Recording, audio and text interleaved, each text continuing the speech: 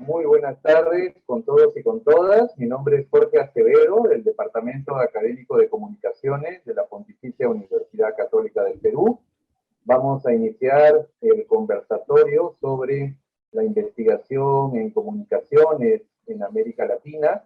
Es una reunión que tiene como propósito analizar, discutir enfoques, contextos, temas o fenómenos emergentes en el campo de los estudios de la comunicación y la cultura en nuestra región y en el Perú, en un escenario global caracterizado por el cambio y la incertidumbre, especialmente en este último año y medio generados por la pandemia. Tenemos a un conjunto de destacadas y destacados expositores académicos, Adriana Amado, de la Universidad Argentina de la Empresa, Eduardo Villanueva, de nuestra universidad, del Departamento de Comunicaciones, Teresa Quirós, de la Universidad de Lima, Sandro Macasi, de la Universidad Católica de nuestro departamento, y también Orieta Marquina, de nuestra universidad. Cada una de las expositoras va a tener 15 minutos para una primera ronda de intervenciones, y luego de ello estaremos abriendo la posibilidad de formular algunas preguntas o comentarios por el chat para que nuestras distinguidas y distinguidos invitados puedan hacer una segunda y final ronda, digamos, de participaciones en esta reunión. Entonces, le voy a dar la palabra a la doctora Adriana Amado Suárez. Ella es doctora en Ciencias Sociales por la Facultad Latinoamericana de Ciencias Sociales, con sede en Buenos Aires, Argentina. Es investigadora del proyecto Global World of Journalism Study desde la Universidad Argentina de la Empresa y profesora invitada en Iberoamérica. Como periodista especializada en temas de comunicación y medios, se desempeña como columnista en la señal Todo Noticias y en Radio Ciudad. Ha publicado una veintena de libros, entre los que se encuentran Las metáforas del periodismo. Como activista cívica dirige Info Ciudadanía y es parte de la Dirección de Poder Ciudadano, capítulo argentino de Transparencia Internacional.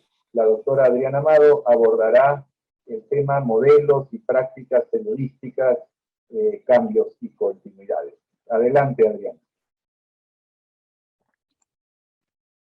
Bueno, muchísimas gracias, muy honrada por esta invitación y por participar en este espacio de intercambios con tan distinguidos colegas.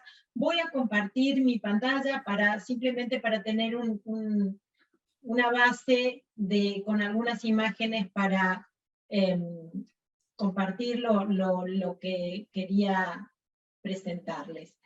Yo llamé mi presentación, hablando de los cambios y las continuidades, periodismo mutante, porque Alessandro Garico había hablado ya allá por el 2008 de las mutaciones, habló de los bárbaros y ese impacto que tenían este choque generacional de mundos que venían de lo analógico y de lo digital y que en el periodismo fueron tan impactantes. Claro que después del 2020 la palabra mutación cobra otro sentido para toda la humanidad. Y quizás hasta es más fácil para entenderlo, porque la mutación ocurre de repente. Un mismo organismo empieza a tener otra configuración genética y siendo el mismo ya no lo es. Y es un poco lo que le ha pasado al periodismo, ¿no? El periodismo sigue siendo periodismo, pero ya tiene unos desafíos que lo están redefiniendo. Quizás el caso de Latinoamérica es, junto con África, el más inquietante porque la mitad de su población, en caso de Latinoamérica, tiene 31 años. Si consideramos que Internet acaba de cumplir sus 30 años, vemos que ya tenemos la mitad de nuestra población que ya ha nacido y se ha criado con esto que nosotros todavía insistimos en llamar nuevas tecnologías. Para ellos no lo son.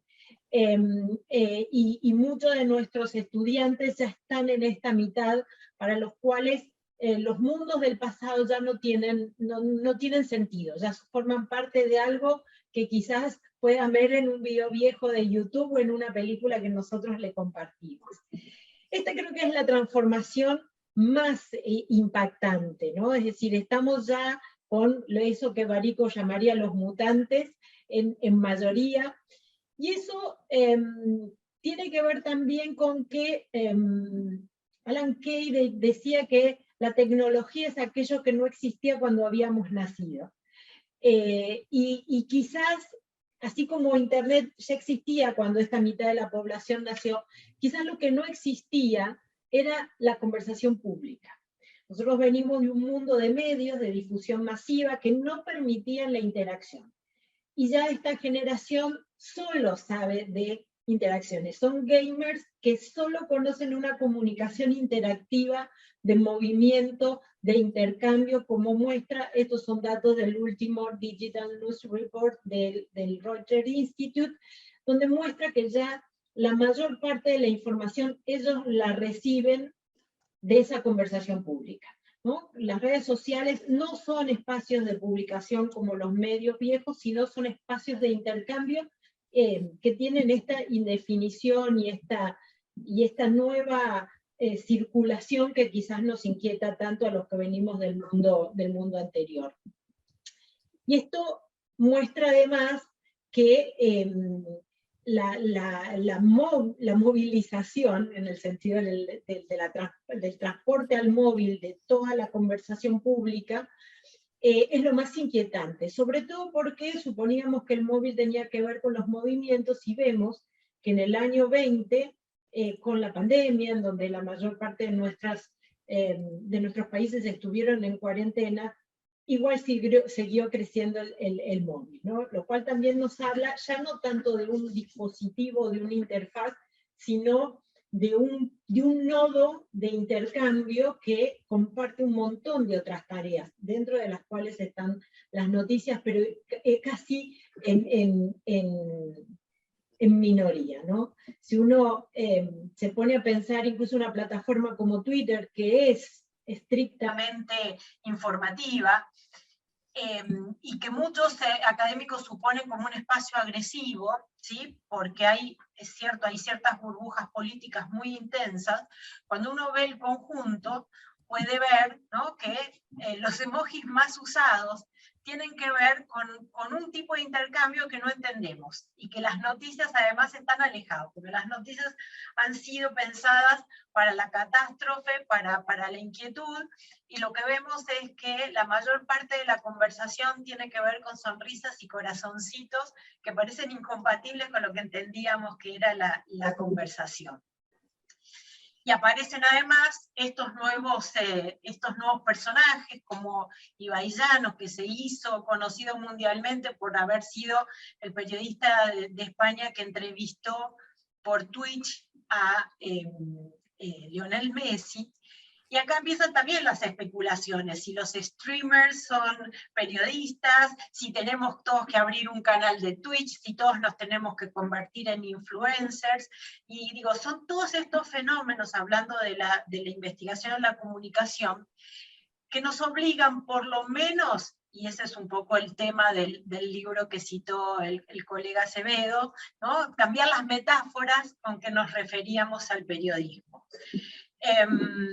Los valores que tenía el periodismo que conocíamos tenían mucho que ver con esa esa expresión que está implícita en la palabra periodismo, ¿no? Que es la de la periodicidad, que es la de una producción de información atada a ciertos ritmos, que estaban dados por los ritmos de los medios.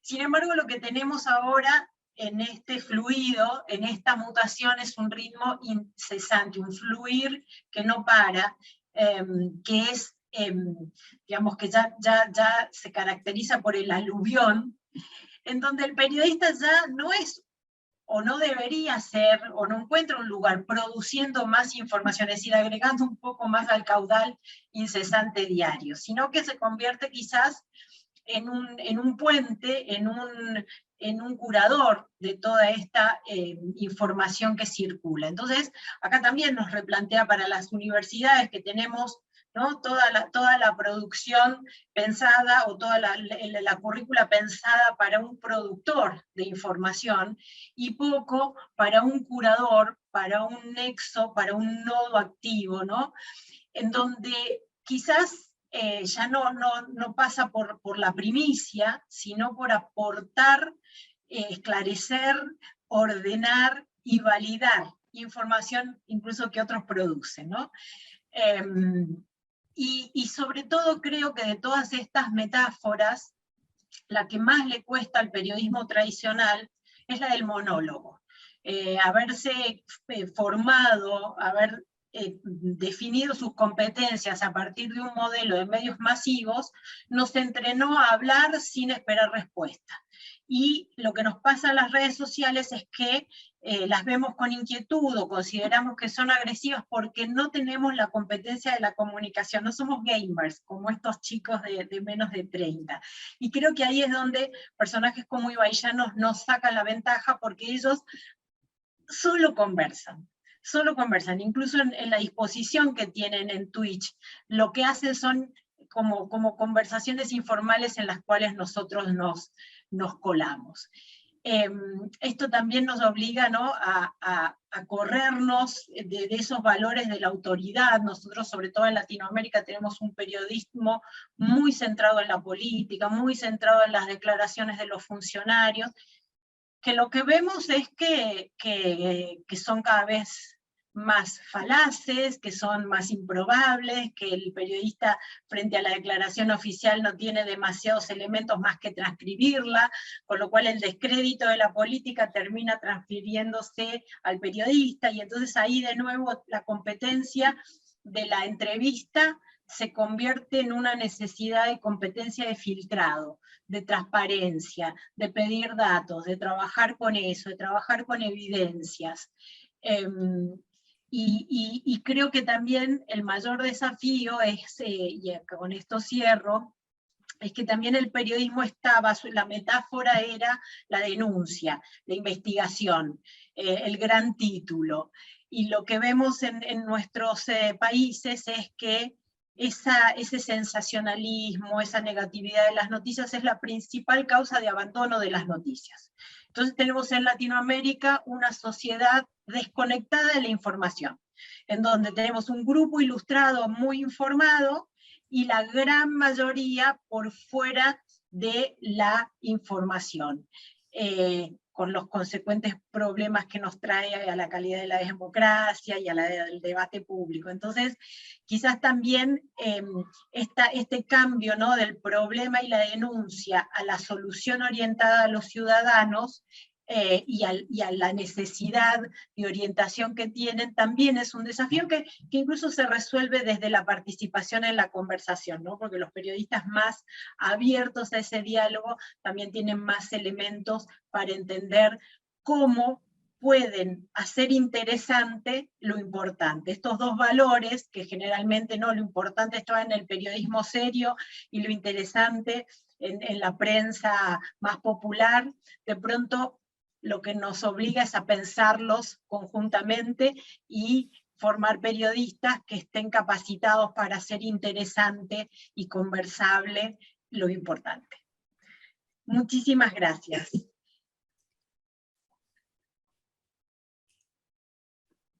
Muchas gracias, Adriana, por tu participación y pues haberte ajustado también, incluso, ¿no?, utilizando menos menos tiempo del previsto, pero muy interesante tu participación. Vamos a escuchar ahora a Eduardo Villanueva Mancilla, quien es profesor principal del Departamento Académico de Comunicaciones de la Universidad Católica. Es doctor en ciencia política por nuestra universidad y está desde hace ya varios años dedicado al estudio de los medios digitales y la Internet, con énfasis en la política digital y las políticas públicas relacionadas. Es autor, entre otros trabajos, de Rápido, Violento y Muy Cercano, un libro que se acaba de publicar hace muy poco, hace algunas semanas, por parte del fondo editorial de nuestra universidad. Es un libro que aborda las protestas juveniles, las movilizaciones desarrolladas en noviembre del año 2020 en esa compleja coyuntura política que vivió nuestro país hace casi un año. Eduardo, adelante, te escuchamos. Muchas gracias, Jorge. Muchas gracias, colegas presentes, personas que nos están escuchando. Un gusto estar acá.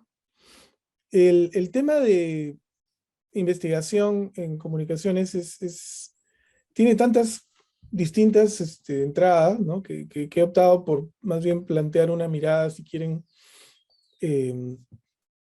digamos, de continuidad en el tiempo y de disrupción en el tiempo también. O sea, qué es lo que está pasando ahora con relación a lo que pasaba antes y dónde es el foco en lo digital nos está creando problemas, si cabe usar el término. ¿Por qué digo esto de problemas? Porque en realidad una de las cuestiones que creo nos está ocurriendo hace mucho tiempo es que lo digital ha creado un entorno complejo para la práctica de la comunicación y consiguientemente para el estudio de la comunicación, a varios niveles académicos, porque primero por una disrupción geográfica espacial, es decir, estábamos acostumbrados a territorios nacionales y ahora es muy difícil pensar en la comunicación de una manera nacional, ¿no? A pesar que el ámbito nacional no ha desaparecido. O sea, tenemos lo nacional, lo regional, pero también tenemos lo global, tenemos lo continental, ¿no? Y donde además donde predominaba lo masivo, que tampoco ha desaparecido, pero que ahora se complementa y se amplía con todas las distintas formas de comunicación que permiten las muchas variantes de los medios digitales. Y donde además, y esa es otra cosa importante, la cuestión tecnológica era irrelevante casi.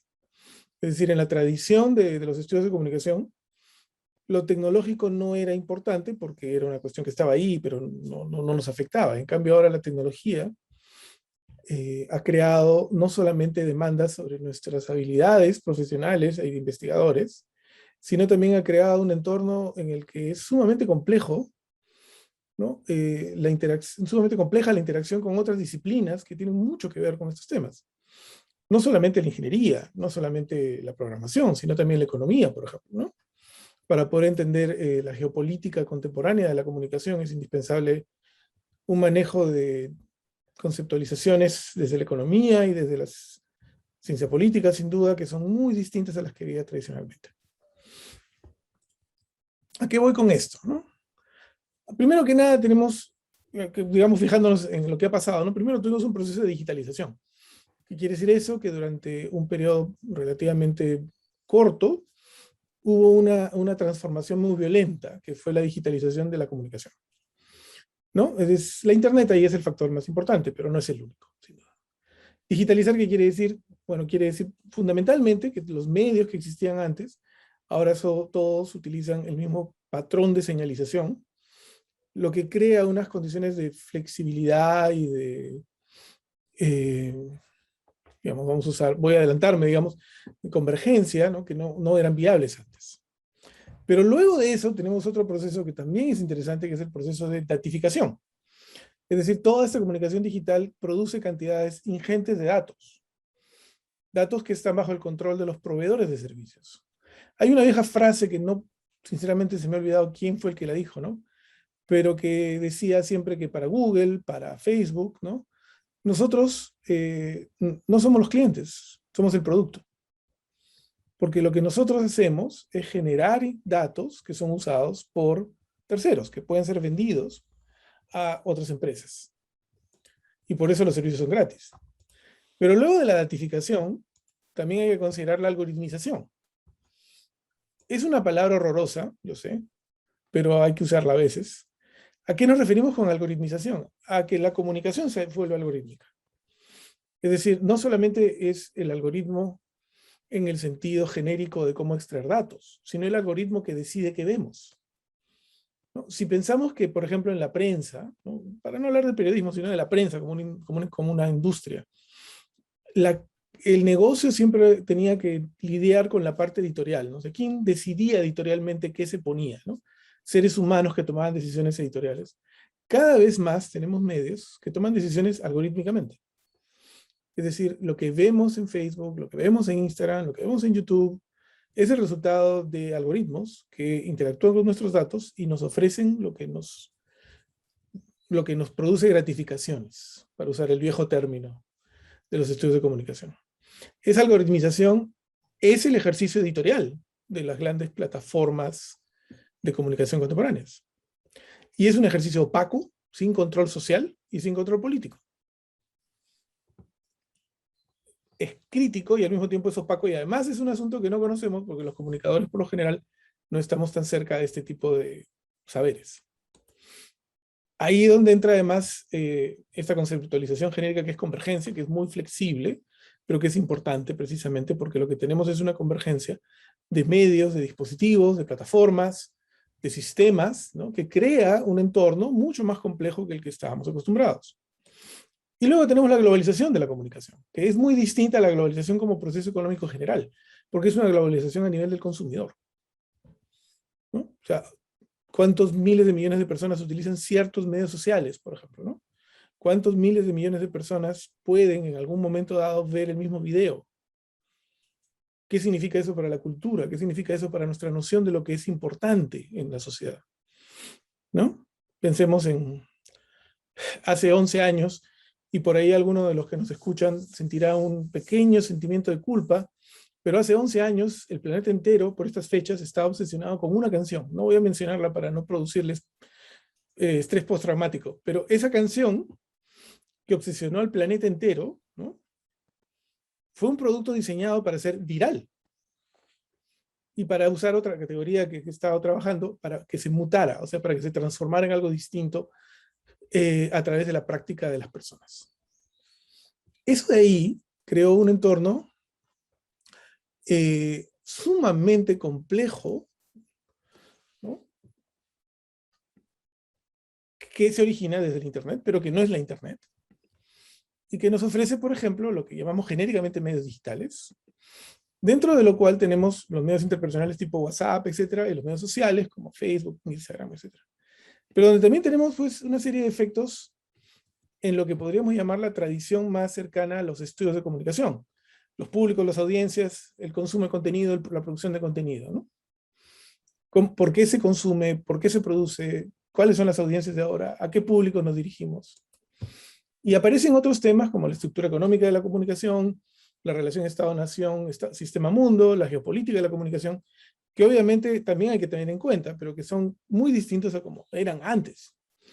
Es decir, la gran disputa geopolítica en la comunicación ahora es fundamentalmente China contra Estados Unidos, con Europa, Rusia, tratando de meterse en la conversación, ¿no? Pero es un reflejo de una geopolítica distinta a la que había antes.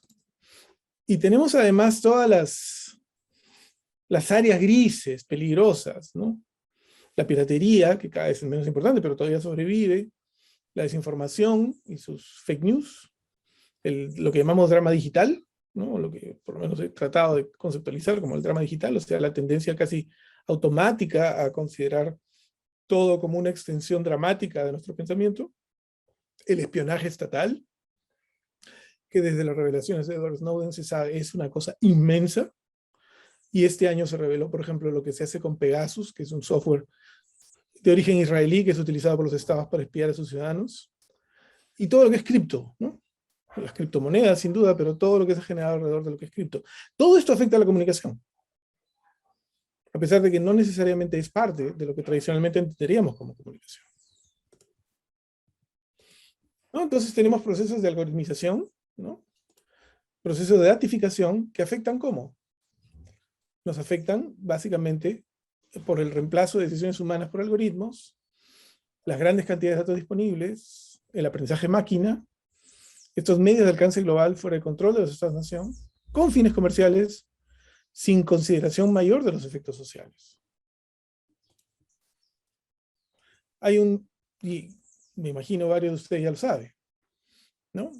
La referencia a la que me remito con este título, ¿no?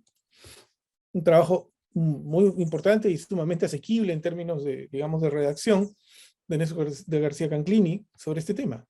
¿Cómo los ciudadanos estamos siendo reemplazados por algoritmos? Incluso podríamos decir que los consumidores están siendo reemplazados por algoritmos, pero en menor medida. Pero los algoritmos están tomando control de la comunicación.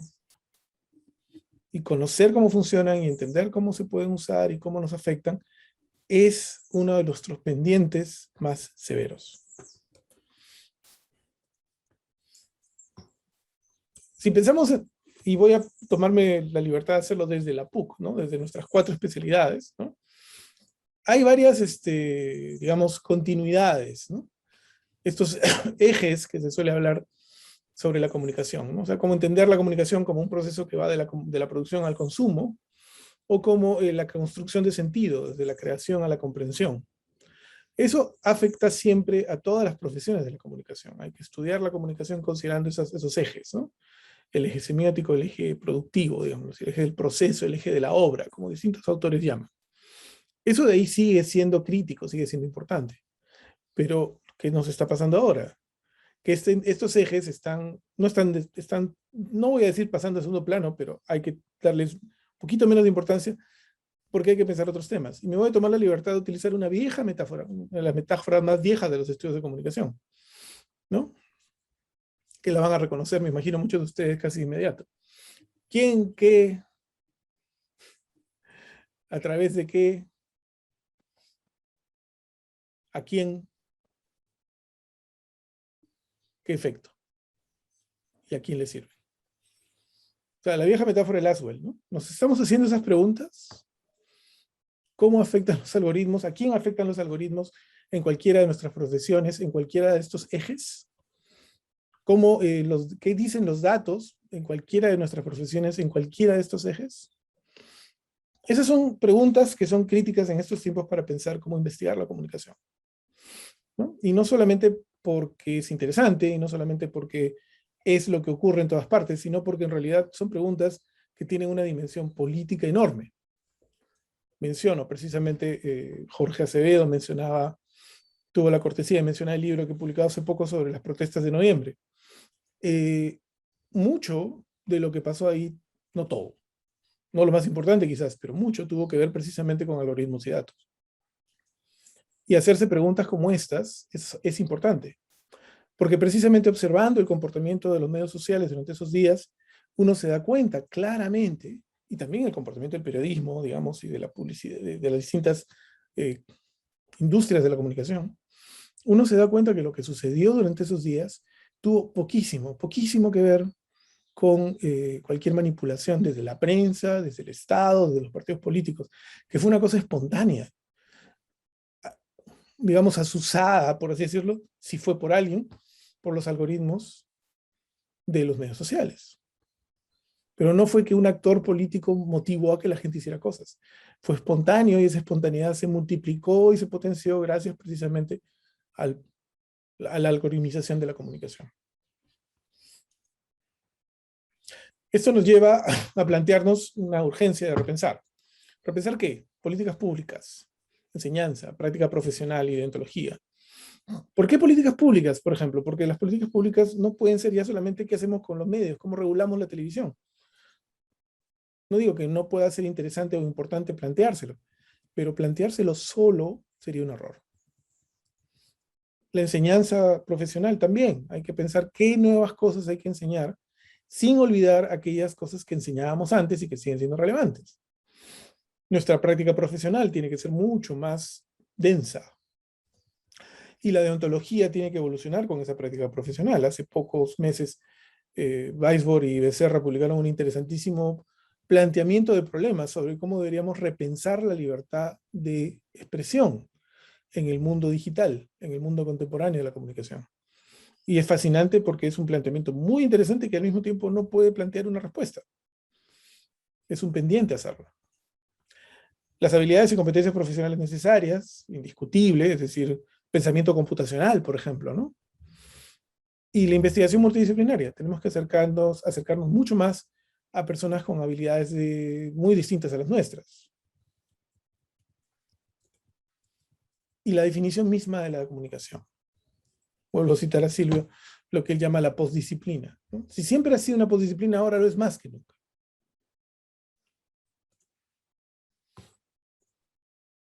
¿Y eso se refleja en qué? En todo lo que se publica. Esta es una selección de cosas que he encontrado rápidamente, que incluye algo mío por ahí, ¿no? ¿Qué cosas se estudia? ¿Qué cosas se mira ahora desde los estudios de comunicación? ¿Qué cosas piensan los comunicadores académicos sobre lo que es importante?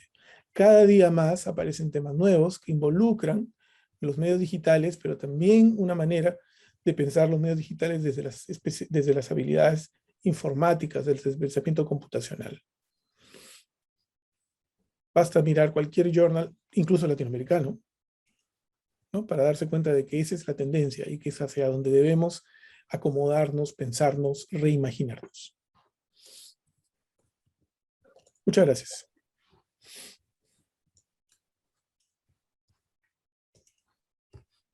Muchas gracias, Eduardo, por tu presentación.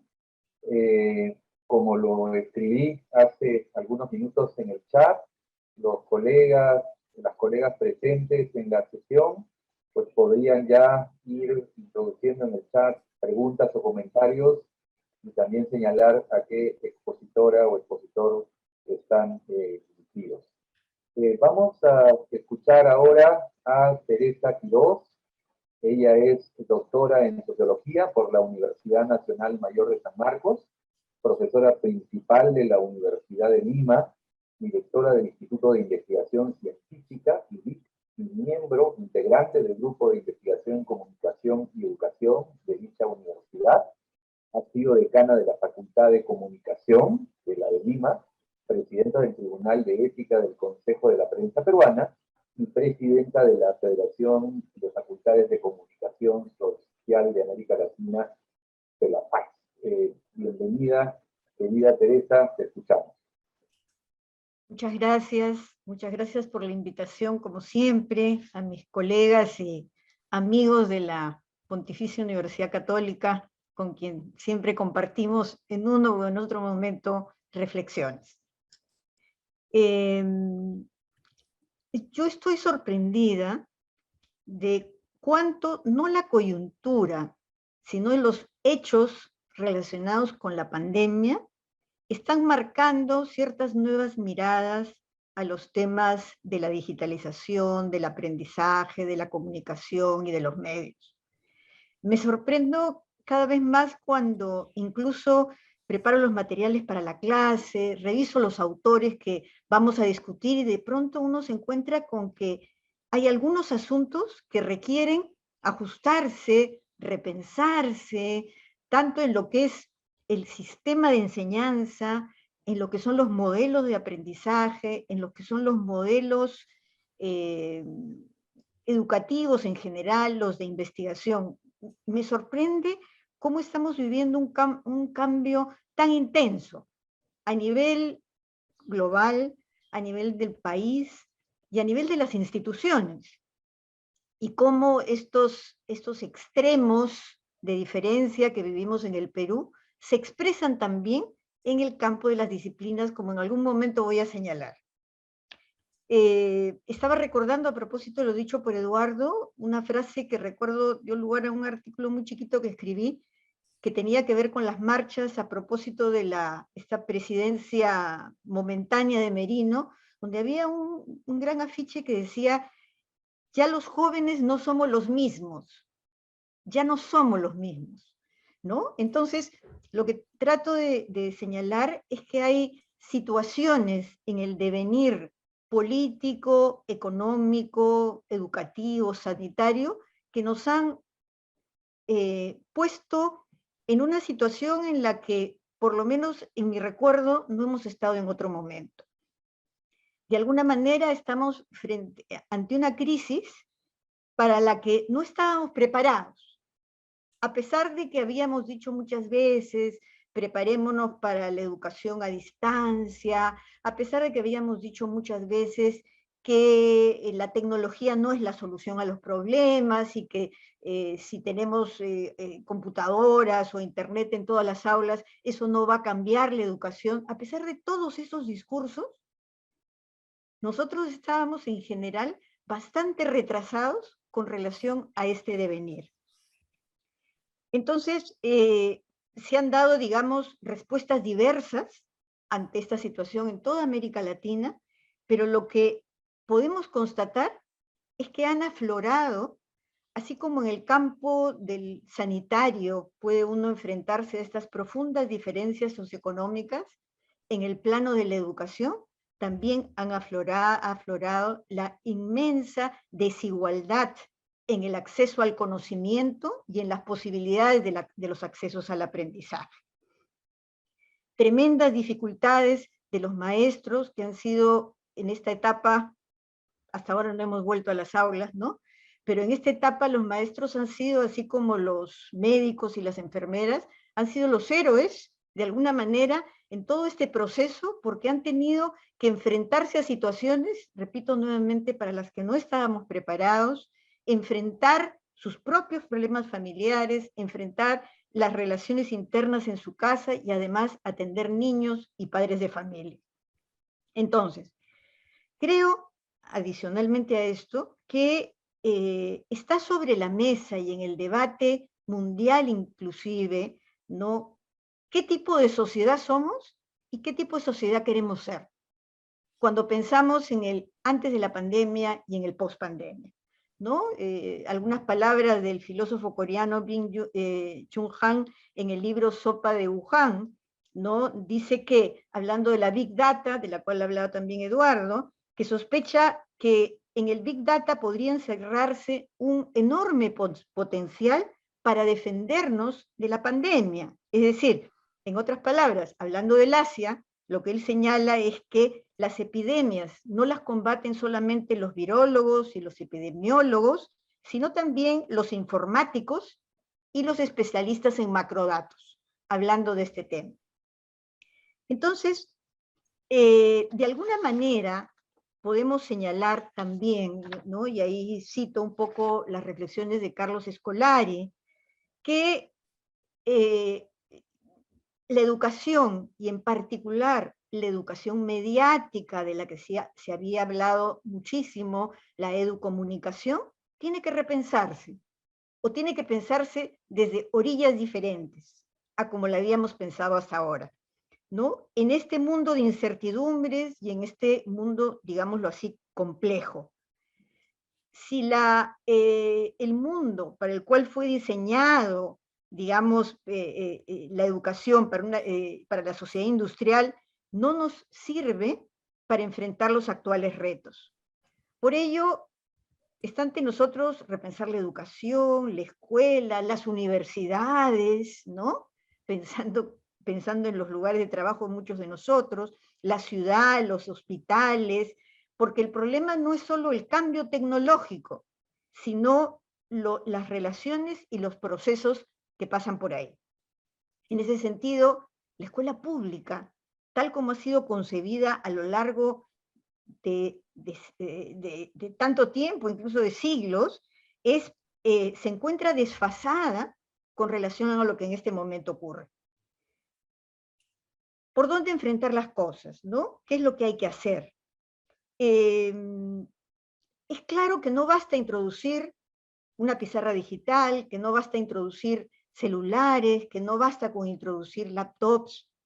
El asunto es bastante más complejo que esto, porque lo que urge es pensar cómo es que hay que procesar, desarrollar el aprendizaje y cuáles son las relaciones de los niños y de los jóvenes frente al conocimiento. Eso nos lleva, además, a pensar en lo siguiente, ¿no? Estaba leyendo ahora una entrevista que le hacían a José Luis Orihuela, quien acaba de presentar un libro que se titula Culturas Digitales, que me parece que es bien interesante, y en esta entrevista él habla de lo siguiente, que está relacionado también con lo que han dicho los dos, lo que ha dicho Adriana, perdón. Él dice que las redes sociales favorecen los extremos.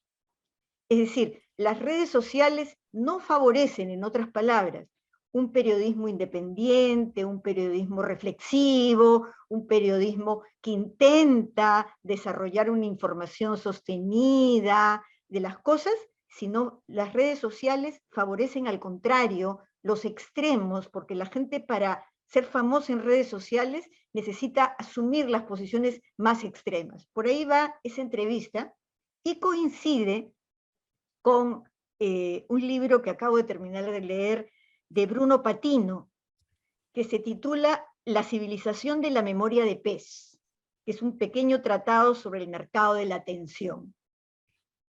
Y tiene que ver con la nueva economía de las grandes corporaciones. Entonces, lo que él plantea ahí al inicio es que se hizo una investigación sobre cuánto duraba, cuánto podía concentrarse un pez frente a determinadas situaciones, y otra investigación donde se veía qué pasaba, cuánto podía estar un niño concentrado. Y resulta que era algo así, ¿no? Uno se podía concentrar 10 minutos y el otro 11 minutos. Por eso es que titula la memoria, la civilización de la memoria de pez. Entonces, lo que él señala ahí, que los que han nacido, digamos, con una conexión a las plataformas y con una conexión a Internet, en realidad han crecido con una pantalla táctil en la punta de los dedos, ¿no? Pero también nosotros, cuando nos tocamos, ya, Jorge, está bien, cuando nos tocamos el saco o el pantalón, ¿no? Y suena y sentimos al celular, estamos permanentemente teniendo que atender una situación, ver televisión y estar haciendo esto, trabajar, o en este momento mismo, en este evento, mirando de todas maneras nuestro celular que está a nuestro costado, yo también lo tengo a mi costado, ¿no? Es decir, y su teoría principal está relacionada con el tiempo de la atención. La hipótesis que él maneja es que las grandes corporaciones lo que hacen hoy día es hacer dinero a través de buscar cómo llenar la atención de las personas, más allá incluso de las 24 horas que nosotros vivimos al día, ¿no? Y a esto le llama el nuevo capitalismo digital. Naturalmente relacionado con la ansiedad, con el miedo a ser olvidado, con buscar constantemente huellas de la vida de los otros, y menciona que, relacionado también con Adriana, se desmorona la información, como es que es la consecuencia del régimen económico elegido por los gigantes de Internet, ¿no? Ese es más o menos el planteamiento. Ahora, para ir rapidísimo, menciona, bueno, la entrevista de Tim Berners-Lee, el padre de Internet, cuando él admite que Internet pretendió ser democrática, pretendió ser un acceso amplio a las personas, un conocimiento libre, un lugar donde podríamos expresarnos todos, es decir, un ideal democrático, y eso no existe más. Eso se desmoronó. Por eso es que al final él plantea y dice, no quiero pensar que ya nada es posible, ¿no? Y va a plantear una serie de alternativas. Pero solamente quiero señalar, y con eso termino, que la investigadora estadounidense Shoshana Zuboff estableció un paralelismo entre lo que llamó el capitalismo industrial y el capitalismo digital. Y sostuvo que el capitalismo industrial se desarrolló a partir de la apropiación de la naturaleza y la extracción de la materia prima del planeta, hasta amenazar su equilibrio, mientras el capitalismo digital, con la misma intensidad y sin preocuparse sobre sus consecuencias, lo que hace es explotar lo que ha sido señalado, datos identitarios, datos de comportamiento, sin más contrato que el individual y sin preocuparse por el bien común. Es decir, sostiene, nos hemos convertido nosotros, los usuarios, ¿no?, en minas a cielo abierto que las herramientas digitales explotan. Cierro ahí, y tal vez lo desarrollo un poquito luego, pero todo ello nos hace repensar toda la investigación sobre Internet. No quiere decir que todo lo que hayamos dicho es falso, que hay que cambiar todo el pensamiento, sino que hay una serie de elementos que nos tienen que ayudar a repensar muchos de los asuntos planteados. Muchas gracias. Muchísimas gracias, Teresa, por esta interesante participación que seguramente nos va a animar a seguir discutiendo, no solo en esta sesión, sino más adelante, las agendas, los enfoques, los temas emergentes y cómo desarrollamos estudios interesantes y cómo los estudios o el conocimiento que podamos generar o apropiar en el mundo académico ayuda, ¿no?, a mejorar también nuestro rol como formadores, formadoras de comunicadores y comunicadoras. Vamos a escuchar ahora a Sandro Macasi Lavander. Él es magíster en comunicación social con estudios de doctorado en sociología por la Universidad Católica. Tiene una especialización en comunicación y prevención de conflictos por la George Mason University y la Facultad de Comunicación Internacional de la Universidad Complutense de Madrid.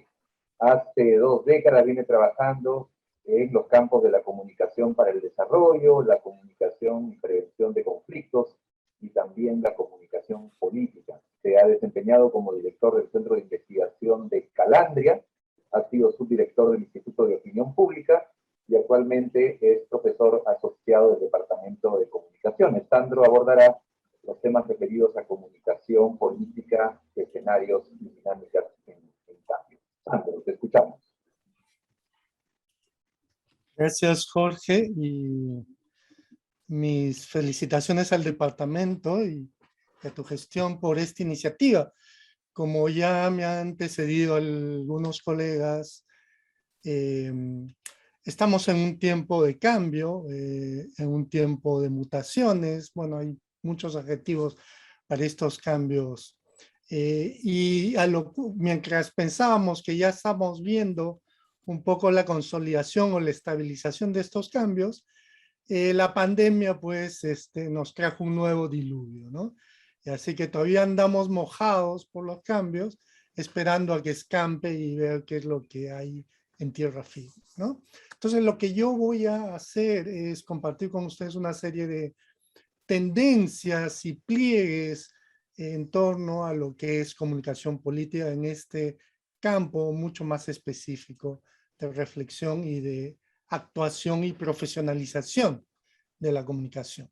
Entonces, lo primero que quiero compartir es, digamos, las perspectivas teóricas que han transitado a lo largo de la reflexión en este campo, ¿no? Hay viejas perspectivas, como ustedes pueden ver, el tema de los efectos de los medios en los ciudadanos, que tiene una larga trayectoria, que obviamente no voy a detenerme en ello, más bien recientemente estas teorías de modelos de efectos intermedios, o lo del modelo OSOR, que ya se basa en una estadística más compleja,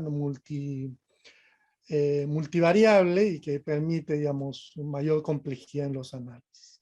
Desde el lado europeo, digamos, ha habido mucha preocupación en torno al rol que tiene la comunicación política respecto a los procesos políticos, ¿no? Y recientemente con este aporte de Stromberg y otros colegas nórdicos en torno a la mediatización. O sea, ¿cuál es el peso que lo comunicativo tiene desplazando a los actores políticos en el centro de la discusión y del debate y del devenir político, ¿no? Luego tenemos la influencia de los medios en la democracia, que es algo que desde Estados Unidos ha habido muchísima preocupación y muchísima literatura, y sobre todo literatura empírica, ¿no? Como los medios de alguna manera desde la perspectiva de algunos han generado el declive de la democracia, la forma de cubrir noticias, la forma americana de realizar elecciones ha traído un desplazamiento de lo temático hacia lo juego estratégico, como lo mediático se va convirtiendo en un mal, digamos, que va permeando a toda la democracia. Pero del otro lado también las reflexiones de Pippa Norris en torno a que se pueden producir también, ¿no? Círculos virtuosos, ¿no? Ahí donde aparentemente los medios solo son negativos, lo que encuentra Norris y otra serie de autores es que aquellos que más se interesan en política, aquellos que consumen medios y que tienen más engagement político o preocupación por lo social, son consumidores de medios, mientras que los que no consumen están en la otra orilla, ¿no? Otra cuarta, digamos, línea de preocupación, reflexión, tiene que ver con esta vieja historia de los contenidos y la estructura de los medios, ¿no? Recientemente los estudios de frame y enmarcamiento, que digamos empiezan en los 90, se consolidan en los 2000, y que en Latinoamérica recién a partir del 2010 empieza a desarrollar, ¿no? Las corrientes europeas y americanas y sus diferencias es algo que uno encuentra en los congresos y en las publicaciones, ¿no? Y otro tema, digamos, que está en tránsito es las interacciones entre las actitudes políticas y medios.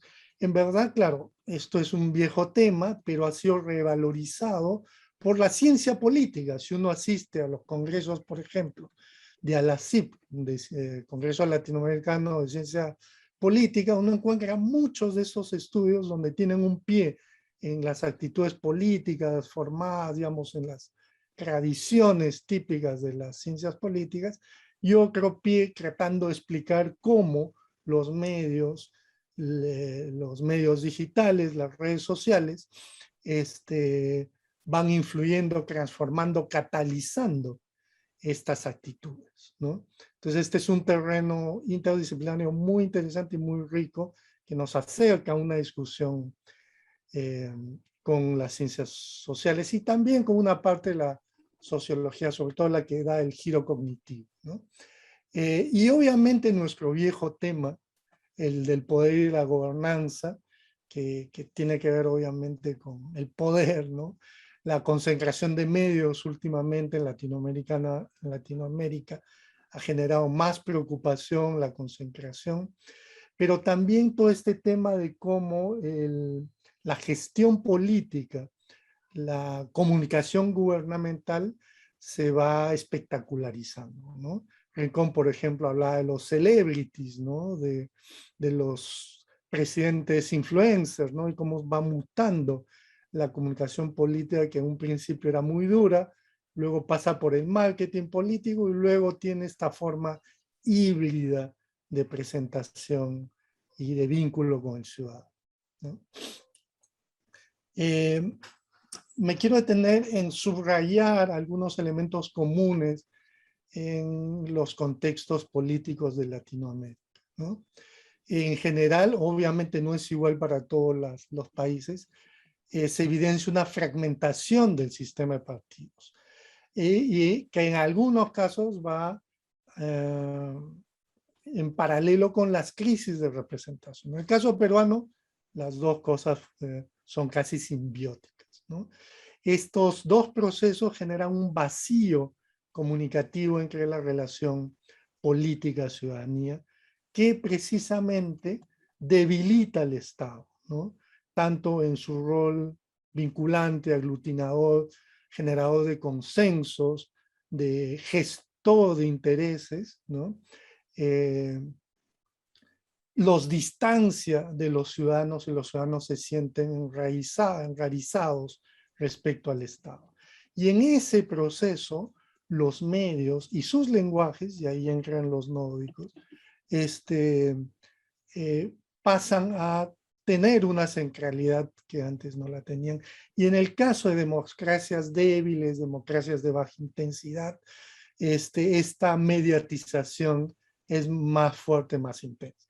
Por ejemplo, en países bipartidistas, este proceso de mediatización es menos intenso, ¿no? Y hay muchísimas matices en esto, pero digamos, esto es una tendencia. El Perú empezamos antes, en los 90, y digamos que estamos dando el mal ejemplo a los otros países latinoamericanos que de alguna manera están transitando procesos similares en algunos casos, ¿no? Además, el surgimiento de líderes, influencers, celebrities, en fin, de toda esta gama de nuevos actores discursivos, no sé si llamarlo político, en unos casos son discursivos políticos, que generan narrativas en medio o en paralelo en medios, en redes sociales, que socavan a la democracia, ¿no? El claro ejemplo latinoamericano es Bolsonaro, ¿no? En Estados Unidos es Trump. Sin embargo, yo diría que la forma en que solemos ver o todavía prima o es la forma estándar de ver a los medios y a las complejas relaciones y procesos que se tejen alrededor de ellos, sigue siendo esta mirada neomarxista de medios como aparatos de alienación o de control desde las empresas, ¿no? Entonces, todavía no, en buena parte de la investigación latinoamericana hace falta mirar la complejidad, ¿no? Y creo que esto es algo importante. Eso no quiere decir que muchas de las afirmaciones sobre el rol empresarial y el poder y estas cosas no sean ciertas, no son ciertas, pero es mucho más complejo que eso. ¿Okay? Entonces, a nivel metodológico, creo que estamos transitando un cambio, ¿no? Mucha de la comunicación política en Latinoamérica se concentraba en el análisis anecdótico, es decir, el escándalo político, qué dijo él, qué dijo el candidato, qué dijo el contrincante, el presidente, el premier, ¿no? Sus gestos, qué no dijo, o sea, todo este diario discurrir de opinólogos y comentaristas políticos sobre esta dimensión política en la comunicación. Entonces, cada vez estamos buscando datos, buscando empiria, ¿no? Dejando el ensayo y abrazando una diversidad metodológica, ¿no? Incluso las consultoras están haciéndose cargo cada vez más de la investigación para el diseño de estrategias, ¿no? Ya no basta con la intuición, con la buena voluntad, digamos, ¿no? Entonces, una de las tendencias que he podido observar son los estudios comparados, ¿no? Ya no basta conocer el territorio, sino la comparación, las situaciones de sistemas mediáticos y políticos diferentes nos da más certeza sobre lo que ocurre o que no funciona en un país. Además, hay nuevos instrumentos, y esto es muy importante, el scrapping, el big data, la minería de datos, el análisis heurístico, la inteligencia artificial, todas estas nuevas herramientas nos llevan a conocer elementos de contenidos y de estructura en este nuevo escenario que Eduardo lo perfilaba muy bien, ¿no? Además, desde la vieja estadística, ha habido aportes nuevos, como estos procesos de mediación y moderación de Hayes, que trabaja estos modelos específicamente para comunicaciones, para ver cómo ciertas variables comunicativas operan como modeladores de relaciones causales. La típica relación logística o ecuaciones diferenciales nos lleva a escenarios, a análisis más complejos que los de antes, ¿no? Asimismo, ha surgido un conjunto de herramientas conceptuales interesantes, como ustedes pueden ver ahí: polarización, enmarcamiento, sofisticación política, cinismo político, hostile media, etc. Entonces, ¿cuál es la agenda que yo percibo? Miren, yo he agrupado estos tres primeros, donde hay muchos estudios que se preocupan sobre los actores que cumplen estos roles de mediatizadores. Esto que se ha venido llamando hiperliderazgos, influencers, celebrities, ¿no?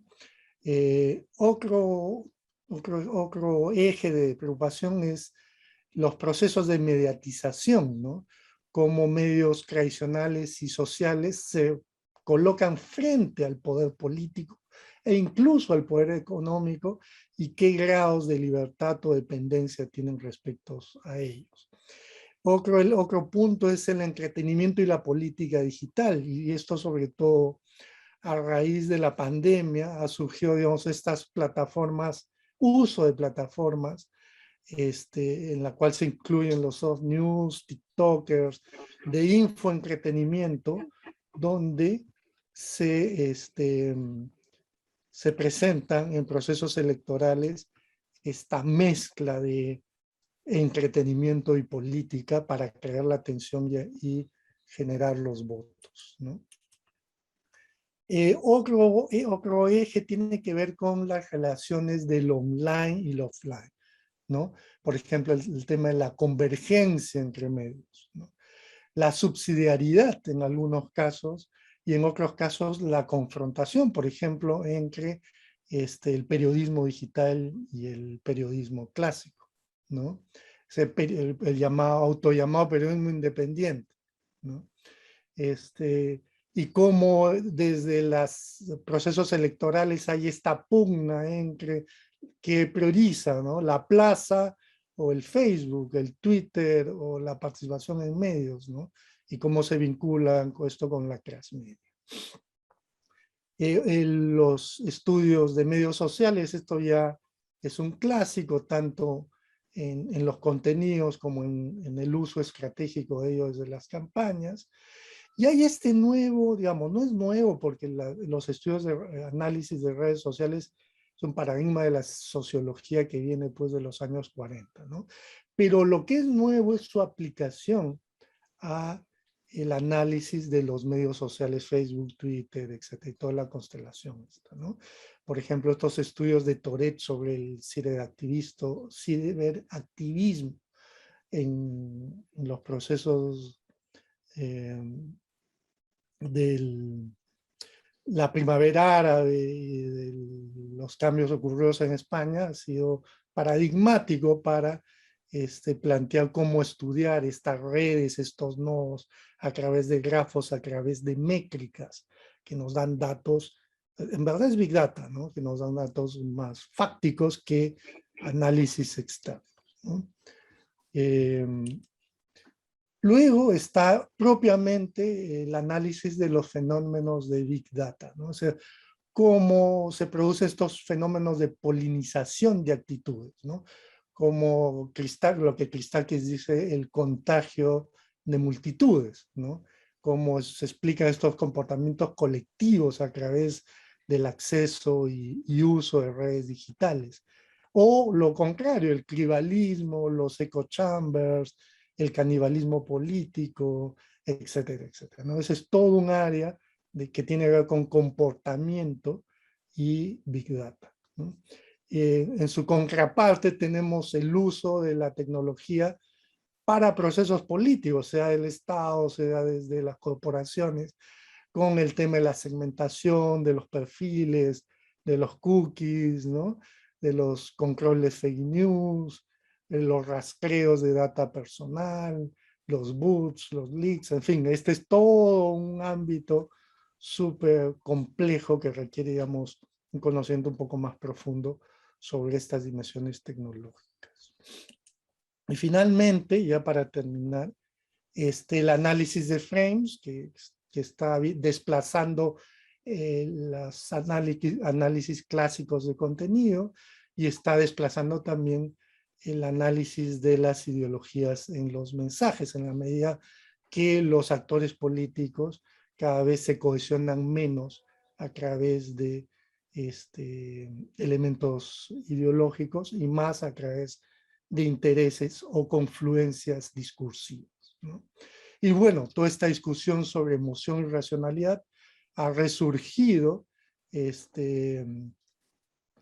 y se ha puesto de nuevo en discusión a raíz de la pandemia, ¿no? Es un tema de agenda un poco más reciente, donde la lucha entre datos y emociones vuelve a resurgir en las investigaciones.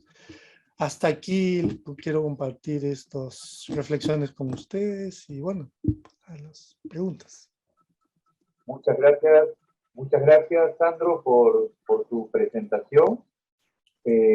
Vamos ahora a escuchar, terminando ya esta primera ronda de intervenciones de nuestros invitados, a Orieta Marquina Vega. Ella es comunicadora y artista visual, educadora, especialista en educación, currículum, es economista y antropóloga de la PUC, doctora en antropología recientemente graduada, es integrante del grupo de investigación en comunicación, arte y cultura de nuestro departamento, y sus ejes se enfocan en la cultura visual y la influencia de las teorías de los afectos en relación con la comunicación social, el currículum dentro de la educación superior y los procesos creativos en las artes visuales. Orieta va a tratar de darnos algunos inputs sobre cómo responder una pregunta compleja y enorme, que es ¿desde dónde, desde qué lugares teóricos, metodológicos y contextos sociales y políticos investigar la comunicación hoy en día? Orieta, te escuchamos. Orieta, ¿tienes que activar tu micrófono? Disculpa, como tengo mis perritos para que no hagan bulla, a los colegas los silencié. Bueno, buenas tardes a todos y todas. Muchísimas gracias por la invitación y gracias también a los colegas de la mesa por permitirme entrar en diálogo con ellos y bueno, con el público presente, ¿no? Bueno, la pregunta no la había entendido tan grande, justamente de repente va por ahí donde tengo que comenzar, porque un poco la pregunta inicial que conversamos con Jorge era ¿desde dónde investigar a las comunicaciones y la cultura? ¿No? Y justamente tomé ese punto de partida para, porque lamentablemente asumí que estaba quedando como título, y la verdad es que por razones personales, que no vienen al caso mencionar, no le presté mucha atención.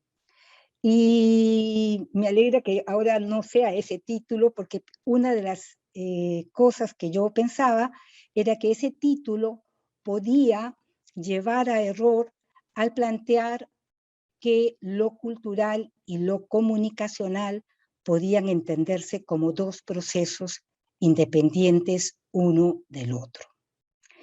Entonces, es justamente a partir de eso que primero me he centrado, lo que vamos a conversar un poquito es en establecer una definición que plantea la relación entre estos dos conceptos grandes y plantear tres perspectivas de análisis para la investigación en comunicaciones que se desprenden de dicha definición, ¿no? Entonces, una de las primeras cosas que podríamos señalar es que efectivamente la comunicación es una actividad cotidiana inherente a los seres humanos en su habitar del mundo. Y es por eso que es muy difícil precisar cómo se diferencian los orígenes entre la comunicación y la cultura, ¿no?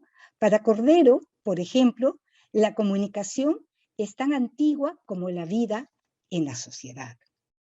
Podríamos decir entonces que la comunicación es un concepto polisémico que se aplica a una pluralidad de situaciones cuya complejidad fenomenológica, tanto como proceso como resultado, se aprecia en la multiplicidad de prácticas, actores, canales y soportes que lo configuran.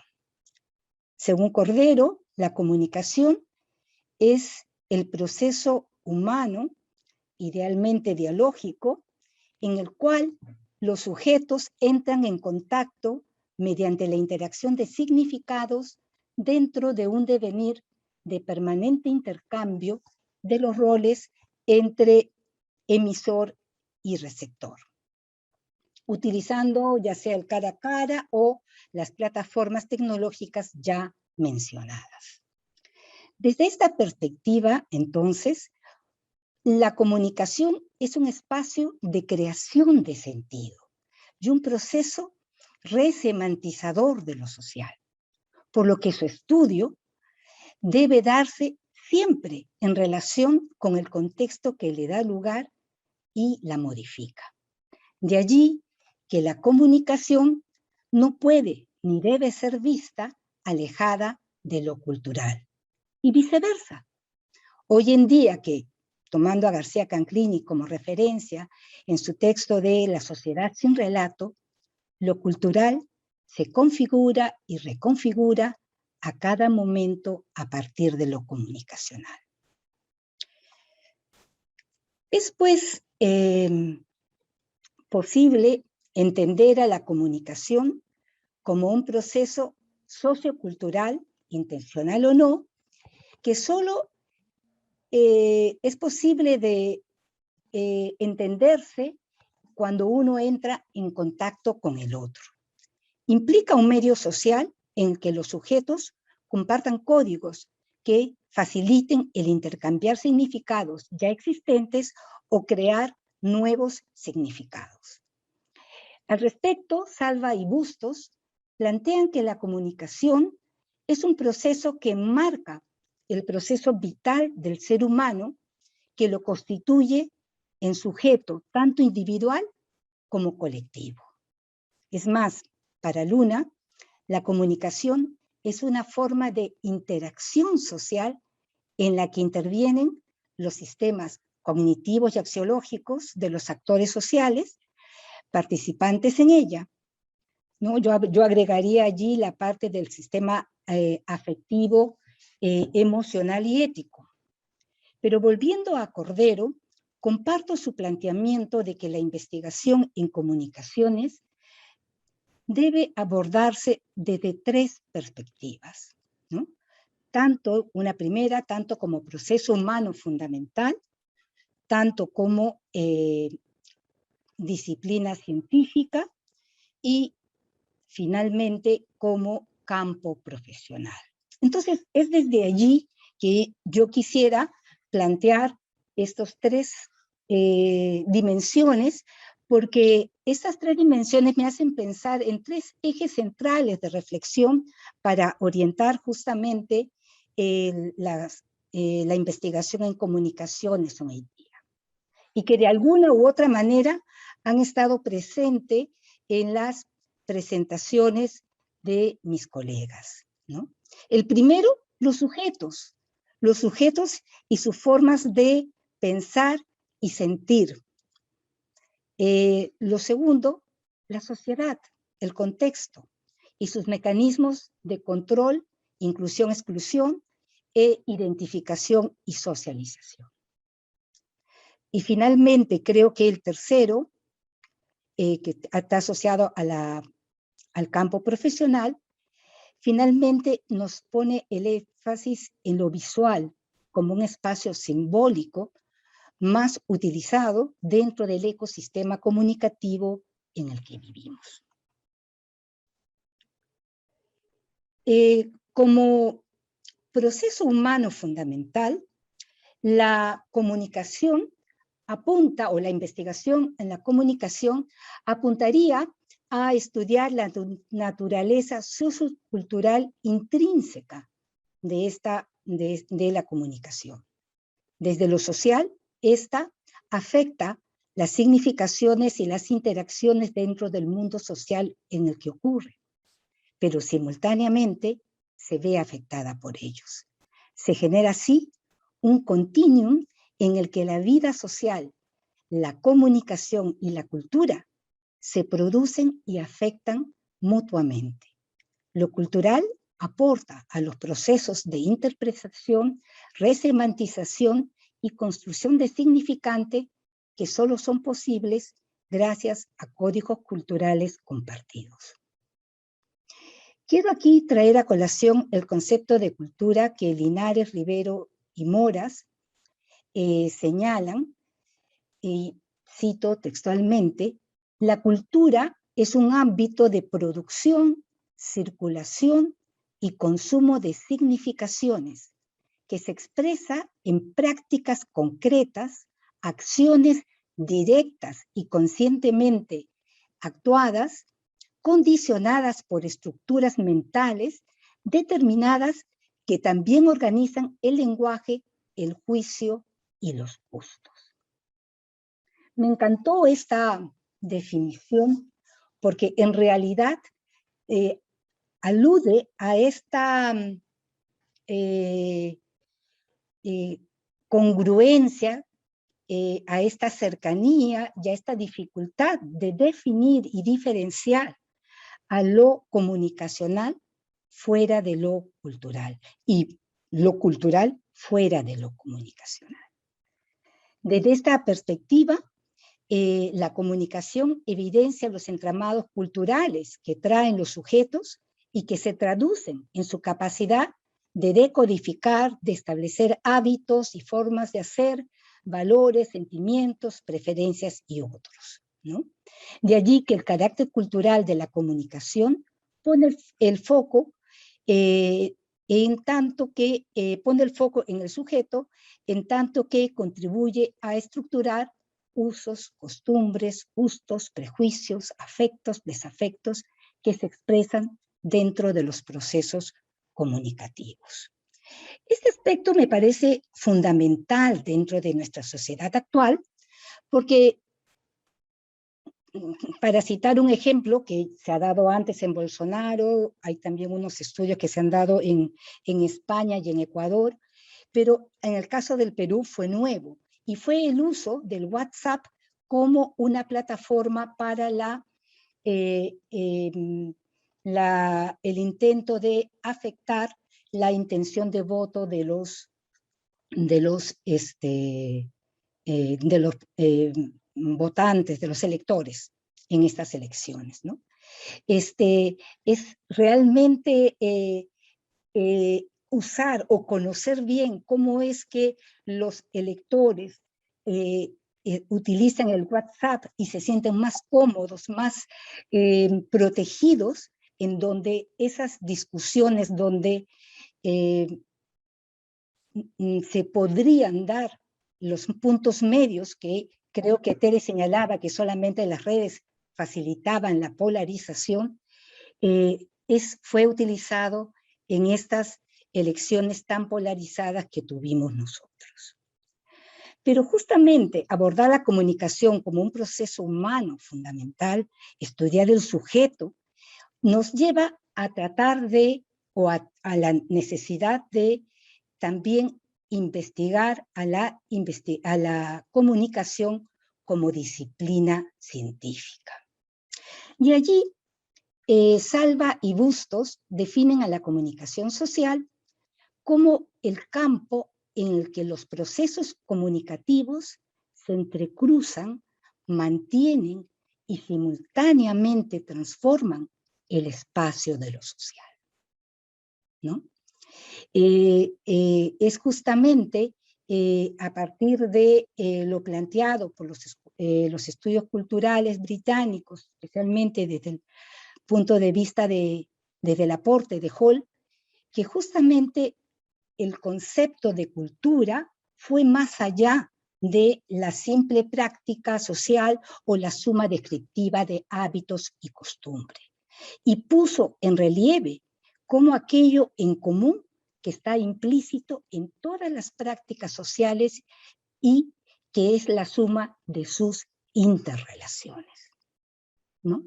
Medina señala que son justamente los estudios culturales los que plantean la necesidad de aproximarnos a los fenómenos comunicativos de manera integral, interrelacionada con el conjunto de prácticas sociales que intervienen en ellos. Desde América Latina, y creo que también desde el Perú, es fundamental entender lo comunicacional desde esta perspectiva, porque recogiendo un poco lo que plantea Martín Barbero, justamente lo cultural y lo comunicacional, ambos se refieren a cómo vive la gente, cómo se organiza y cómo otorga sentido al mundo. Aquí también me voy a permitir citar unas palabras de Martín Barbero, que señala: durante mucho tiempo hemos estado convencidos de que el problema gravísimo era no tener una teoría que nos dijera con claridad qué es comunicación. Yo diría que, aunque paradójico, en estos últimos años tuvimos que perder la obsesión por el objeto propio. Tuvimos que perder la obsesión positivista por acortar la especificidad para que pudiéramos empezar a escuchar en serio las voces que nos hacen llegar desde los procesos reales de comunicación que se producen en América Latina. Cierro la cita. Entonces, estas palabras de Martín Barbero, en mi opinión, cobran una relevancia indiscutible. Uy, me distraje con la... indiscutible, aunque aparentemente poco visible, dentro de las situaciones que se dan actualmente entre el nuevo gobierno y la comunicación. Nos podríamos pasar horas señalando cómo este gobierno rechaza la relación con los medios de comunicación y se maneja fundamentalmente en el silencio. Sin embargo, retomando estas palabras de Barbero, yo me preguntaba si es que este silencio del cual hace gala Pedro Castillo, y aquí por si acaso no lo estoy defendiendo ni a él, ni al gobierno, ni nada, ni a Perú Libre, pero si es que este silencio no tiene mucho que ver con el silencio que todos los peruanos del Ande aprendieron a manejar como mecanismo de defensa frente al jefe, al gamonal, al citadino, desde la colonia, ¿no? Creo que ese silencio es una forma que ellos tenían para poder enfrentar pacíficamente, como lo haría Gandhi, ¿no?, esta situación de opresión, y que llevaba muchas veces a expresarse, a generar frustración entre estos sectores gobernantes o hegemónicos a través de expresiones como indio de mierda, ¿no?, India de mierda, como una forma de señalar a una persona testaruda que escuchaba, decía sí, pero se daba media vuelta y hacía lo que mejor le parecía, ¿no? Me pregunto qué tanto hay de esta actitud dentro de la situación actual que tenemos con nuestro presidente, ¿no? Otra situación muy corta para entrar al último punto, la podríamos ver en cuanto a la vestimenta de la primera dama. Acá resulta que el hecho que nuestra primera dama vaya en blue jeans a ciertas actividades ha sido tema, casi una agenda pública, ¿no? Entonces, nuevamente, acá esto me hacía pensar mucho en Bourdieu y en justamente cómo el gusto es un elemento que no se es planteado por ciertos sectores de la población, sino más bien por otros, por la clase media, que en su afán de sentirse parte de los sectores dominantes. Pero toda esta situación de relación con la prensa me lleva al último punto, que es ver la comunicación como campo profesional, ¿no? Y aquí nuevamente es la idea de entender a la comunicación o al rol que tendrían los comunicadores, que tendríamos los comunicadores como gestores, ¿no? Y ahí me emocioné cuando Adriana usó la palabra curadores, ¿no? Y ya no solamente gestores, ¿no?, para poder hablar del rol que los comunicadores teníamos que ver, ¿no? En ese sentido, creo que rescatando nuevamente a Cordero, lo que plantea es que hay que repensar los procesos de comunicación, y ahí viene la parte de formación en comunicación también, no desde las disciplinas, sino desde los problemas y operaciones del intercambio social. Esto es importante porque implica trabajar con matrices de identidad y conflictos que muchas veces son deformados justamente por el poder que ejercen sobre los medios de comunicación los sectores hegemónicos en la comunicación, ¿no? Creo que ya estoy casi en el tiempo, pero simplemente acá estaba planteando que no es casual, pues, que justamente ahora, en el momento en que estamos viviendo nosotros, se plantee como, se califique, perdón, como impresentables a los ministros, que dicho sea de paso, reitero, no los estoy defendiendo ni es simpatía con el régimen, pero se presenta como impresentable a ministros que hablan mal el castellano como segunda lengua, pero sin embargo no se dice ni una palabra acerca de ministros y presidentes que, aunque venían de grandes universidades y muchos pergaminos con ellos, traicionaron la confianza dada y nos robaron con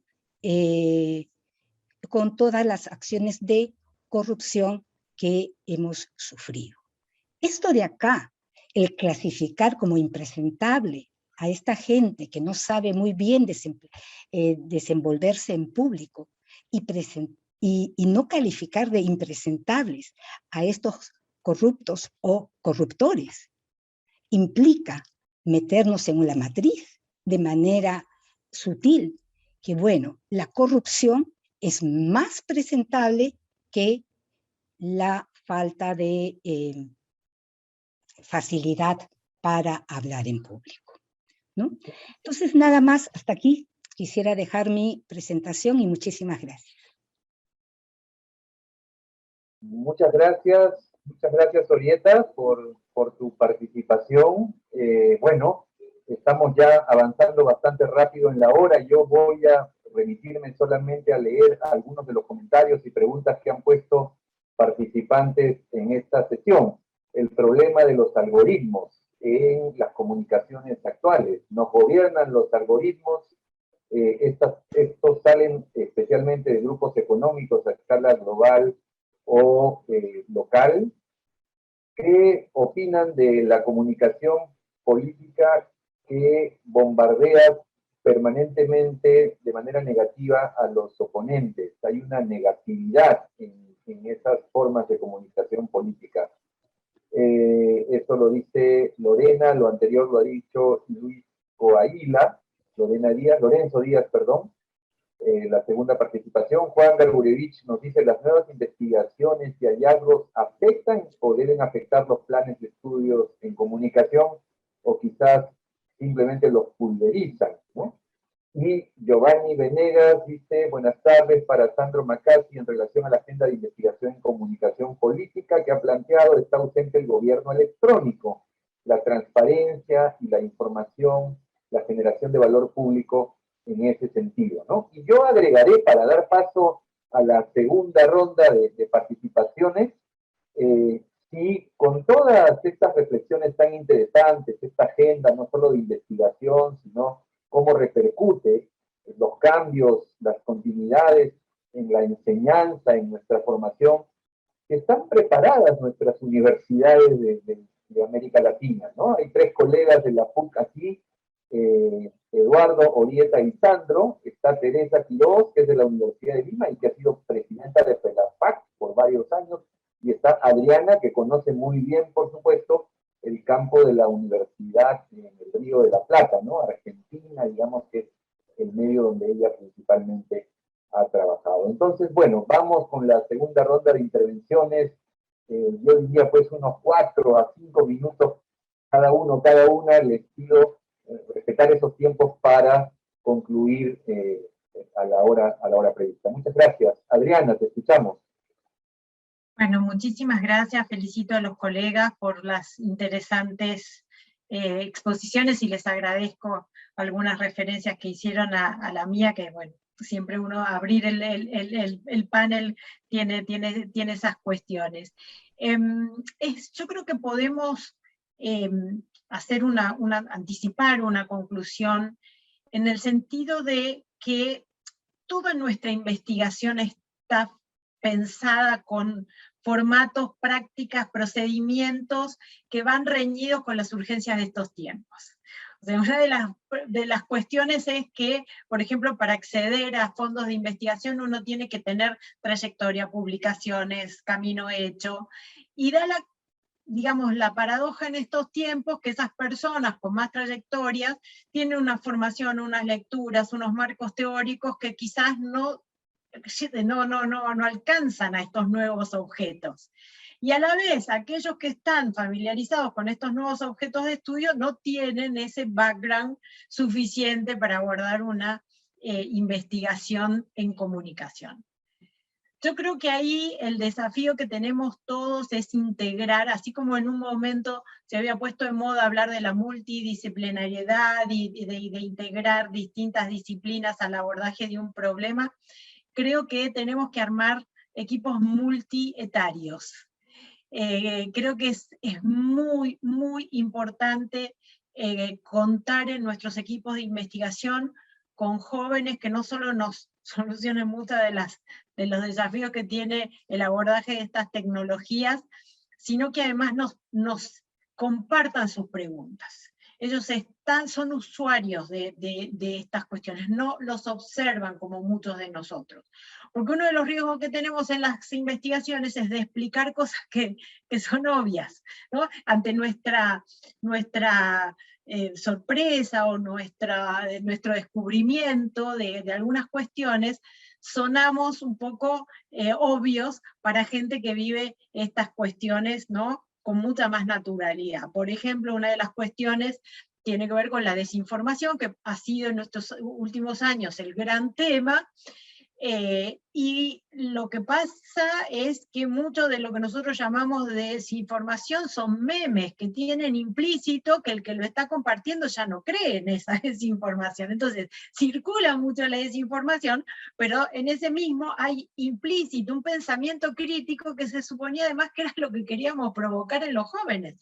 Lo hemos provocado y ahora resulta que mucha de la academia lo mira con extrañeza o con escándalo diciendo, uy, está lleno de desinformación las redes sociales. Un pequeño ejemplo para plantear este desafío de que nuestra capacidad, nuestro background, nuestro conocimiento, todo nuestro manejo de los marcos teóricos y de los grandes autores se vería muy enriquecido con este desafío de los jóvenes a pensarnos en estos nuevos contextos, en estas nuevas formas de circulación de la información y a desafiarnos a pensar cosas mucho más creativas. Creo que ese es una deuda pendiente, todavía no está.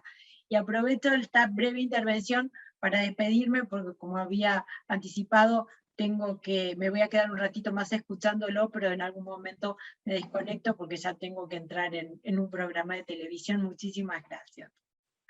Muchas gracias, Adriana. Un abrazo hasta Buenos Aires o donde estés. Gracias. Eduardo, te escuchamos. Gracias, Jorge. No, yo quiero aprovechar a coincidir plenamente con Adriana. Lo del multietario me parece fundamental y al mismo, pero digamos que lo pondero, he participado en investigaciones aquí en el Perú, ¿no?, con colegas de otras instituciones, por ejemplo, y es muy interesante incluso el uso del lenguaje, ¿no? Qué sé yo, bromas que no se entienden multigeneracionalmente, y que una de las cosas por las cuales me gusta dictarle a jóvenes es precisamente porque me mantienen al día, ¿no? Claro, sí. Y eso es algo que hice muchas veces, en fin, larga historia. Pero el tema es que Claro, por un lado es cierto que es completamente cierto que los jóvenes son los que dominan este territorio, pero al mismo tiempo el aumento de la penetración de estos medios entre el grueso de la población crea problemas que a veces no somos de los que no somos necesariamente conscientes, ¿no? Como parte de investigaciones sobre las elecciones peruanas, por ejemplo, colegas de otras zonas fuera de Lima, ¿no? Lo que acá en el programa llamamos las provincias, ¿no?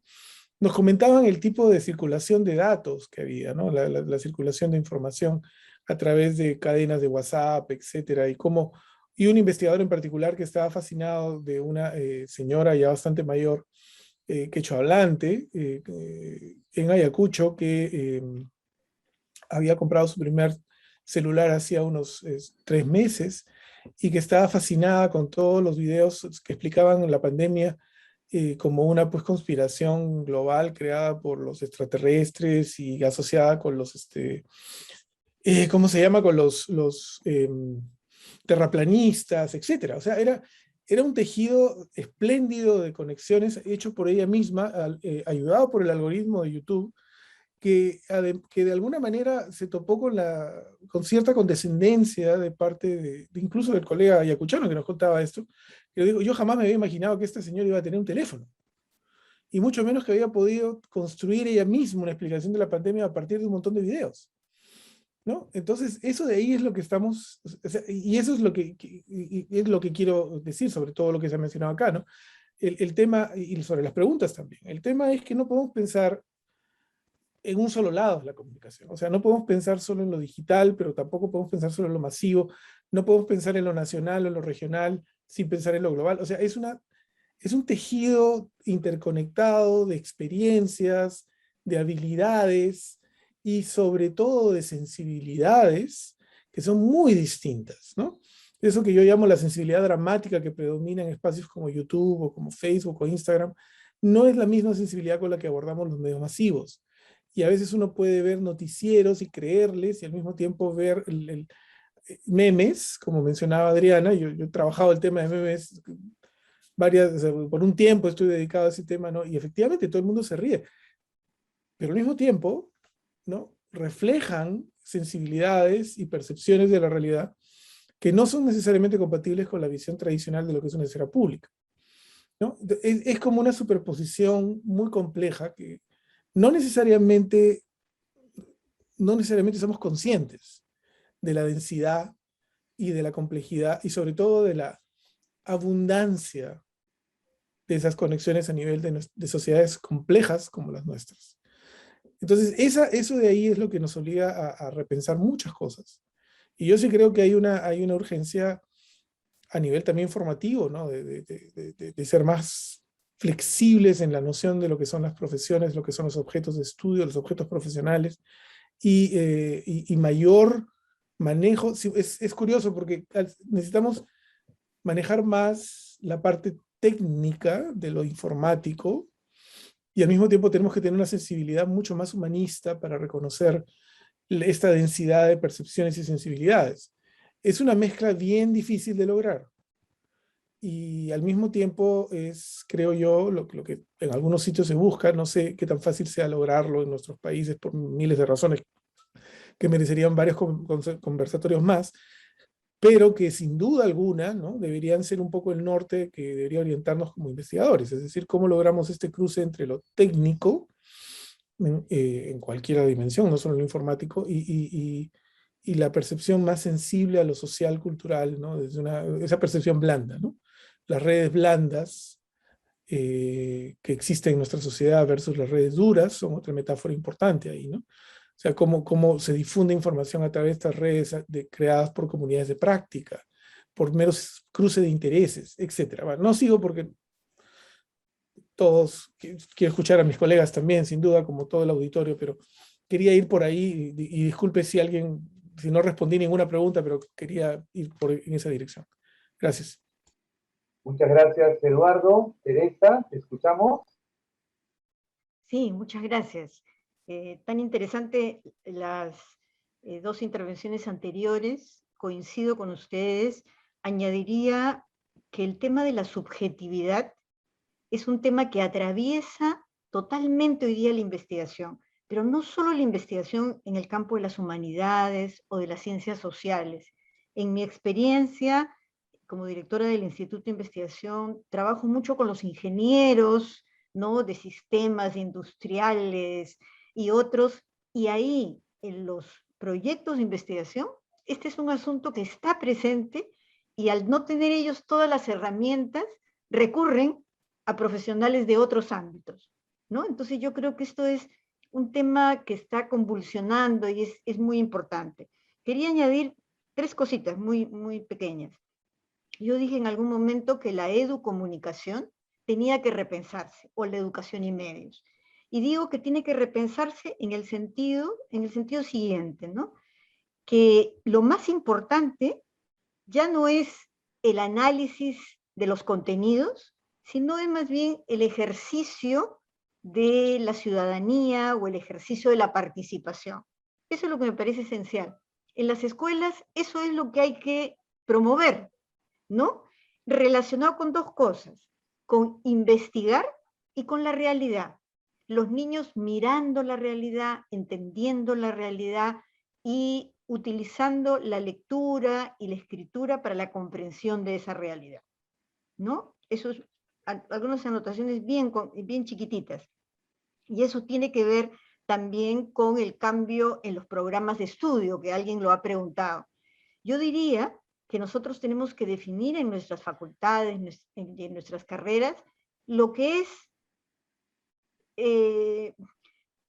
digamos, pertinente y lo que no es pertinente. Todo aquello que simplemente va a ser reemplazado por los procesos repetitivos, ¿no?, por los cambios que se van a venir, la tecnología, y aquello que se pone en el plano mucho más de la investigación y de la creación. Y ahí lo artístico tiene un papel muy importante. Y para terminar, y para aprovechar siempre el lugar para polemizar, voy a polemizar con Orieta. Y te digo, Orieta, que yo diría que el gobierno no es tan silencioso.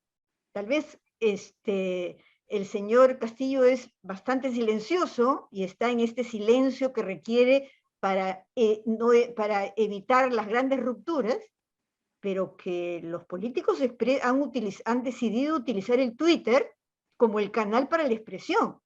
Y ahí se habla a toda hora y en todo momento. Ahí hablan congresistas, políticos y todo. Esa es una. Y respecto al tema de la cultura, solo voy a leer lo que ha escrito Javier Díaz Albertini hoy día en El Comercio, que me parece buenísimo. Dice: la estrategia política es clara, hacer hincapié en el conflicto entre la Lima costeña y el resto del país originario, un discurso esencialista que logra mucho más adeptos que el plan económico. Bajo esa sombrilla de reivindicación cultural se justifica mucho y se permite demasiado. Esto no significa que la prioridad para Perú Libre haya dejado de ser su plan económico. En las palabras de sus líderes, esto se mantiene incólume. Lo cultural parece más bien un bluff porque no está acompañado de una propuesta seria e intercultural. La verdadera y realista construcción de un país de todas las sangres ha quedado lamentablemente en un discurso efectista, ¿no? Bueno, con eso termino. Gracias. Muchas gracias, Teresa. No podemos ser ajenos los peruanos, las peruanas a esta coyuntura, Adriana. Así que estamos acá intercambiando algunos puntos de vista sobre nuestra política. Sandro, te escuchamos. Gracias, Jorge. Respecto a la pregunta de Giovanni, efectivamente, es una ausencia en la revisión que hice y dudé de si incluirlo o no, o sea, sí lo pensé, pero digamos, este es yo diría, un campo de la comunicación y las políticas públicas o gestión pública, de muchas prácticas, pero de escasa reflexión, ¿no? Pero creo que esto está cambiando en la medida que desde las políticas públicas se está poniendo más atención en cambiar el enfoque, ¿no? en dejar de lado el marketing como la principal herramienta de comunicación entre los gobernantes y los gobernados, ¿no? Incluso esa misma dicotomía es parte del problema que el marketing incorporaba, ¿no? Entonces ahora se viene hablando, por ejemplo, de políticas públicas relacionadas o relacionales, o se viene hablando de coproducción de políticas públicas. Eso quiere decir que el eje ya no está en que todo el proceso decisional de elaboración de políticas, de implementación, perdón, está en el decisor, sino que es un proceso colectivo en el cual múltiples voces bajo esta idea de la sociedad plural de Dahl tienen que ver con esta producción y en general con la gobernabilidad, ¿no? Entonces, en ese sentido, lo comunicativo pasa a tener otro peso en este proceso. Obviamente, nuestros amigos de gestión pública no han desarrollado toda la implicancia que tiene desarrollar políticas públicas relacionales en términos de instrumentos, de procesos. Sí se vienen desarrollando algunos procesos de diálogos públicos, ¿no? Se está reflexionando sobre la gestión de los conflictos, pero yo creo que ahí es donde la comunicación para el desarrollo tiene una larga trayectoria, un instrumental metodológico y conceptual sumamente rico que puede aportar y nutrir esta necesidad de repensar las políticas públicas desde otra forma, ¿no? De otra manera. Porque, digamos, los decisores suelen tener sus tres ejes duros. La norma, la normatividad, la negociación política, que implica llegar a consensos, ¿no?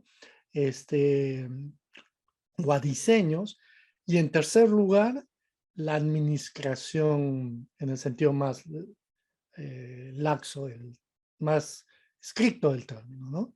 Son estos tres elementos que suelen atormentar a un decisor público, pero todo el tema de lidiar con los medios, de generar confianza, como lo dijo Giovanni, construir valor público, es decir, que el valor de un proyecto, un programa esté en la cabeza de los ciudadanos, lo que Teresa ha llamado como participación, eso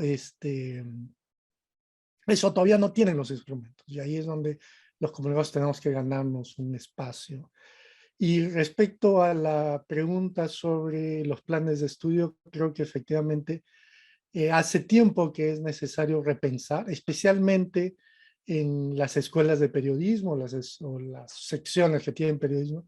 Ya no es posible pensar el periodismo como una disciplina de producción de información, sino en el sentido que lo dice Adriana, de curación o de curadores o de gestores de información, porque ahora los que se dedican a la información política son publicistas, tienen que conseguir su propia publicidad, son productores, son actores políticos, entonces ya se requiere pues otras destrezas, ¿no? Y finalmente, en general en la formación del comunicador, el tema de la Big Data y la gestión de datos, de grandes volúmenes de datos, tiene que estar atravesando todo el proceso formativo, ¿no? Desde los métodos de investigación hasta la gestión de los públicos, ¿no? Salvo la aceptación del público, todo lo demás es ilusión, si usamos una metáfora, ¿no? Entonces, veo que en algunas facultades el público es el gran olvidado de la comunicación y eso me parece terrible a pesar de haber escuchado a Jesús Martín durante tantos años predicando la importancia del encuentro con el público, el hecho de ganar al sujeto y perder el objeto, ¿no? Pero bueno, así son las cosas. Gracias. Muchas gracias, Sandro. Orieta, te escuchamos también para una segunda intervención. Orieta, ¿tienes el micro apagado? Disculpa, con mis perritos siempre tengo que mantenerlo apagado porque si no pueden interrumpir la participación de los demás. Antes de dirigirme a Teresa, a quien le agradezco profundamente el hacer más entretenida la conversa y más productiva, quisiera tocar aquello de la formación en investigación, la formación en comunicación y la formación en investigación en comunicación. O sea, creo, y ahí comparto con lo que ha dicho Teresa, de que hay cosas que van a ir pasando, o sea, manejar un software o manejar otro, son cosas que van a ir pasando, pero sin embargo, aprender a construir significado, aprender a leer imágenes, manejar imágenes, son cosas que tienen que priorizarse dentro de una formación para los comunicadores hoy en día, para que justamente puedan cumplir este rol de curadores. No hay que olvidarnos que el curador es la norma ISO no sé cuántos mil que garantiza la validez de ciertas obras de arte y que ese parece ser uno de los roles que actualmente los comunicadores tienen que realizar en torno a la gran afluencia